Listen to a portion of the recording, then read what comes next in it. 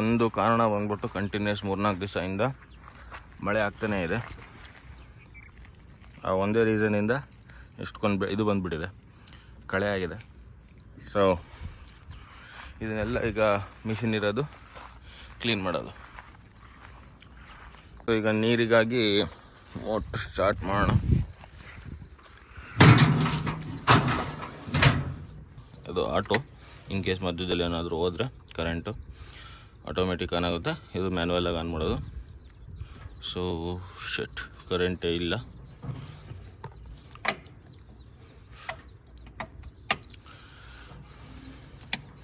ನೋಡಿ ಇದೆ ಯಾವಾಗಲೂ ಆಗೋದು, ಕರೆಂಟ್ ಇದು ಯಾವಾಗಲೂ ಪ್ರಾಬ್ಲಮ್ ಆಗೋದು. ಕರೆಂಟ್ ಇದ್ದರೆ ಯಾವಾಗಲೂ ನಮ್ಗೆ ಬರೋಕ್ಕಾಗೋದಿಲ್ಲ. ಸೊ ನಾವು ಬಂದಾಗ ಕರೆಂಟ್ ಇರೋದಿಲ್ಲ. ಲೈಕ್ ಆಸಮ್ ಆಗಿದೆ ನೋಡಿ ವೆದರ್ ಮಾತ್ರ. ಈಗ 7 ಗಂಟೆಗೆ ಎದ್ದು ಪಂಪು ಔಷಧಿ ಎಲ್ಲ ತೊಗೊಂಬಂದು ಕೂತ್ಕೊಂಡೆ, ಕರೆಂಟ್ ಇಲ್ಲ. ಲೊಕೇಶನ್ ಮಾತ್ರ ಸಾಕಾಗಿದೆ. ಸೊ ಇದನ್ನ ಬೆಂಗಳೂರಲ್ಲಿ ಇರಬೇಕಾದ್ರೆ ನಾವು ಅಪ್ಪಾಜಿ ಫೋನ್ ಮಾಡಿ ಏನಕ್ಕೆ ಕೆಲಸ ಆಗಿಲ್ಲ, ಹಂಗೆ ಹಿಂಗೆ ಅದು ಇದು ಅಂತ ಕೇಳ್ತಾ ಇದ್ದೆ. ಸೊ ಯಾವಾಗ ರಿಯಲ್ ಟೈಮಲ್ಲಿ ನಾವು ಫೀಲ್ಡಲ್ಲಿ ಇಳಿತೀವೋ ಅವಾಗ ರಿಯಲ್ ಟೈಮ್ ಪ್ರಾಬ್ಲಮ್ ಏನು ಅಂತ ನಮಗೆ ಅರ್ಥ ಆಗುತ್ತೆ. ಸೊ ಈ ವ್ಲಾಗ್ನ ನೆಕ್ಸ್ಟ್ ನಾಳೆ ಅಂದರೆ ಯಾವತ್ತು ಕರೆಂಟ್ ಇರುತ್ತೋ ಆವಾಗ ಮಾಡೋಣ. ಸೊ ಅಲ್ಲಿ ತನಕ ಇದನ್ನು ಪೋಸ್ಟ್ಪೋನ್ ಮಾಡೋಣ.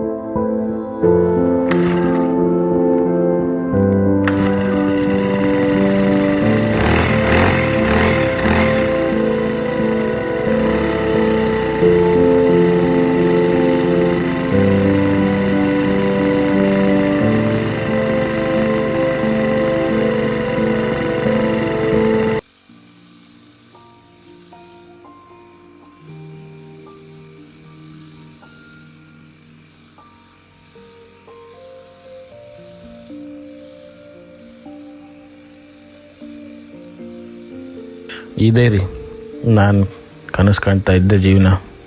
ಒಂದು ತೋಟ, ಒಂದು ಸ್ವಂತ ಮನೆ, ಒಂದು ಸ್ಟೇಬಲ್ ಆಗಿರೋ ಉದ್ಯೋಗ, ಹಾಗೂ ನನ್ನ ಫ್ಯಾಮಿಲಿ ಜೊತೆ ಹಳ್ಳಿಯಲ್ಲಿ ಇರೋದು.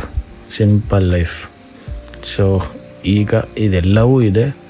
ಸೊ ಈ ಸ್ಟೇಬಲ್ ಲೈಫ್ನ ಮೇಂಟೈನ್ ಮಾಡೋದೊಂದೇ ಉದ್ದೇಶ ಆಗಿದೆ. ಸೊ ಇಲ್ಲಿಂದ ಲೈಫ್ ಹೇಗೆ ಟರ್ನ್ ಆಗುತ್ತೋ ಅನ್ನೋದು ಗೊತ್ತಿಲ್ಲ. ಸೊ ಅಲ್ಲಿ ತನಕ we have to just wait and ಮುಂದೆ ಏನಾಗುತ್ತೋ ನೋಡಬೇಕು.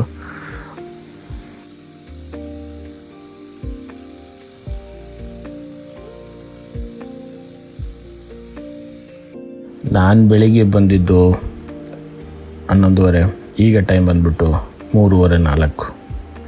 ಸೊ ಡಿಫ್ರೆನ್ಸ್ ನೋಡ್ತಾ ಇದ್ದೀರಲ್ಲ. ಒಂದು ಪ್ಯಾಷನ್ಗೆ ಕೆಲಸ ಮಾಡಿದರೆ ನಮಗೆ ಸುಸ್ತು ಅನ್ನೋದು ಏನು ಅನ್ಸೋದಿಲ್ಲ. ಅದೇ ನಾನು ಇದು ಜಿಮ್ಮಲ್ಲಿ ಹೋಗಿದ್ದರೆ ಮ್ಯಾಕ್ಸಿಮಮ್ 2 hours ಮಾಡಿದರೆ ಆಲ್ರೆಡಿ ಫುಲ್ ಟಯರ್ಡಾಗಿ ಬರ್ತಾಯಿದ್ದೆ.